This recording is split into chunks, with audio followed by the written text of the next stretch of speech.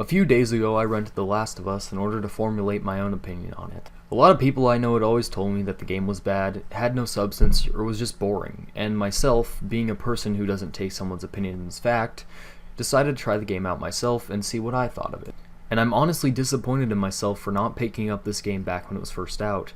I'm disappointed that I had to wait so long to play this game, because in all actuality, The Last of Us is a superb narrative experience that's worthy of the 200 Game of the Year awards it's gotten since its release.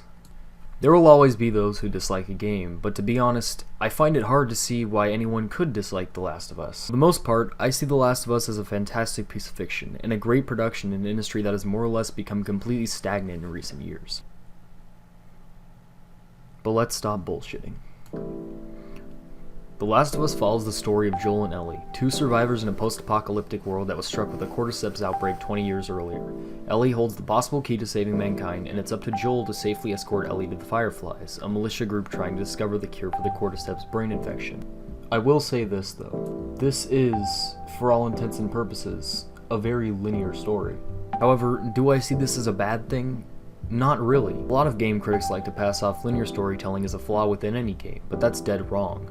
There are ways to involve the player in a story in a way that would reinforce an otherwise straightforward and boring narrative, and that involvement is, if you could guess, gameplay. Something I think is overlooked in modern game development is that game developers don't seem to understand that the elements in any game, regardless of the genre, play together to create a good experience.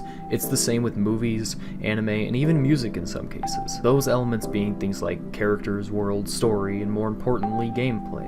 And this is what The Last of Us nails perfectly. Bare bones, this isn't even a zombie game, rather it's a game about the story of two damaged people who find solace in each other. And this is something that's clearly shown from the first level onwards, when Joel's personality shifts after the 20-year jump. He's become apathetic, cynical, almost nihilistic due to the loss of his daughter. He doesn't have anything to live for, and you see his personality change gradually as time goes on. And this isn't because the story tells you, hey, look, he cares about her enough to stay with her. That's a development. Yeah. It's expressed through the actions of the player and through the very organic and very natural reactions of the characters. Anywhere from Ellie helping Joel escape the clutches of an enemy to Joel and Ellie's idle side conversations between sequences of brutal violence and carnage. It shows a human chemistry between the two characters, and it makes you care for them and their fates at the very end of it all. I get legitimately sad, almost brought to the point of tears whenever I see a dramatic death sequence with Ellie or Joel, thinking about the impact either of their deaths would have on the other. And this is the foundational piece of The Last of Us, and the core component that makes this game so gripping. And also, this happens to be the component that almost every game in The Last of Us genre seems to miss.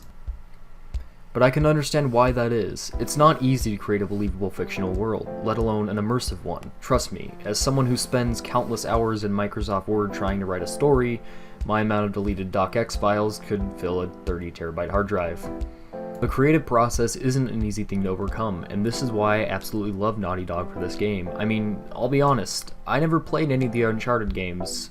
All I really know from Naughty Dog was Crash Bandicoot back on the PS1, but The Last of Us has officially made me excited to see what they have in store for us in the future. And that's because of how beautifully crafted this game is, and how meticulously programmed it is. Allow me to illustrate this point by talking about what is quite possibly the most controversial issue surrounding the game, and allow me to preface this with a spoiler warning. At the end of the game, Ellie makes it to the Fireflies hospital, and Joel is informed that she will undergo an operation that will produce the vaccine for the cordyceps brain infection, but Ellie will die in the process. In the ending sequence, we have Joel walking into Ellie's operating room, killing innocent doctors and taking Ellie away, basically dooming mankind in the process. In a way, Joel became a villain, and in the end, many people felt this ending was unsatisfying. As for myself, this was probably my favorite game ending of all time. A denouement to match games like Persona 3 or Fallout 3. I praise Naughty Dog for having the balls to make their protagonist do something so utterly selfish and shameful. It shows a level of humanity in Joel that would have otherwise been excluded completely had he not left to get Ellie. And in the end, I didn't care that I killed innocent people. I didn't care that I inadvertently ended humanity by saving Ellie, and I didn't care that I had stopped what would probably have been the only bastion of hope for humanity. The humans in the game were even worse than the infected. The amount of pain and suffering inflicted on Joel and Ellie, the two characters I had grown to love and cherish, was enough for me to say, fuck it, humanity doesn't deserve life.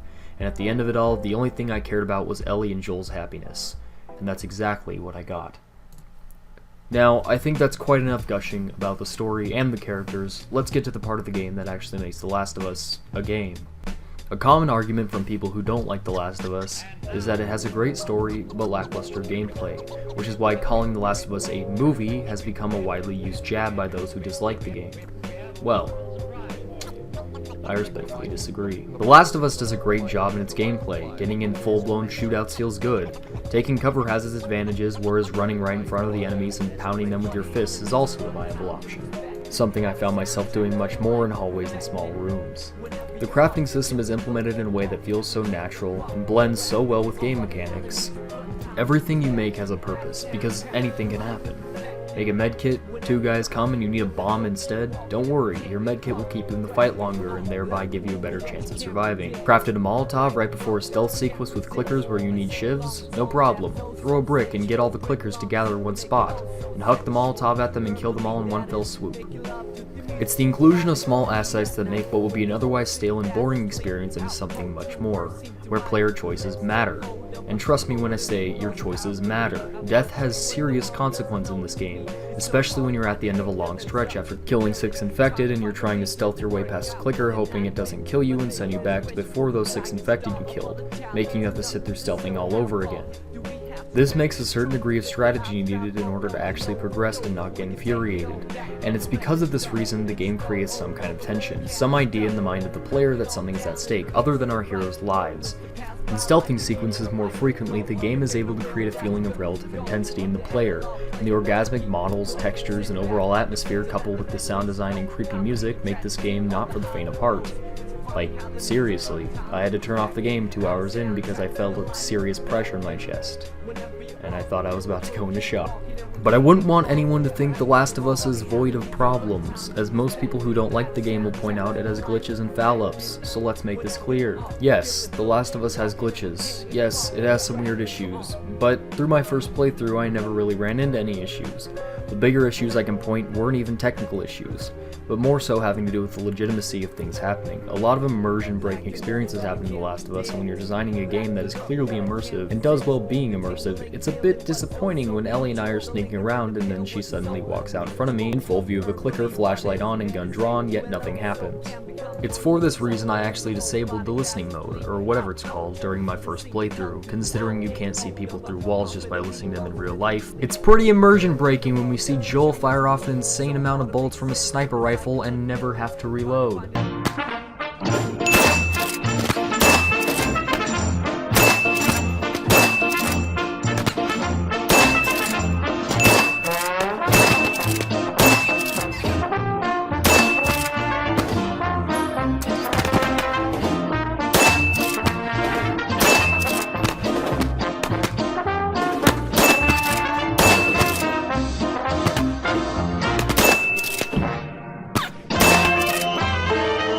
And I realized that things like Ellie sneaking and the sniper rifle are there to prevent the game from flipping itself on its head. I mean, if Ellie alerted infected every time she got near one, Joel wouldn't have even made it out of Pittsburgh. And because of that fact, I think these issues can be overlooked and forgiven.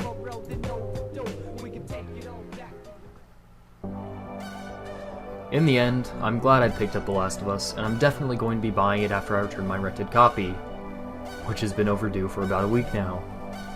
Oh god. I'm glad that games like this exist, to remind me that despite the stagnant cesspool that is the gaming industry, despite the COD clones and the Madden rehashes, there's always games like this to put my mind at ease, and to remind me that there really are enlightened and intelligent game designers who strive to put forward something new and innovative.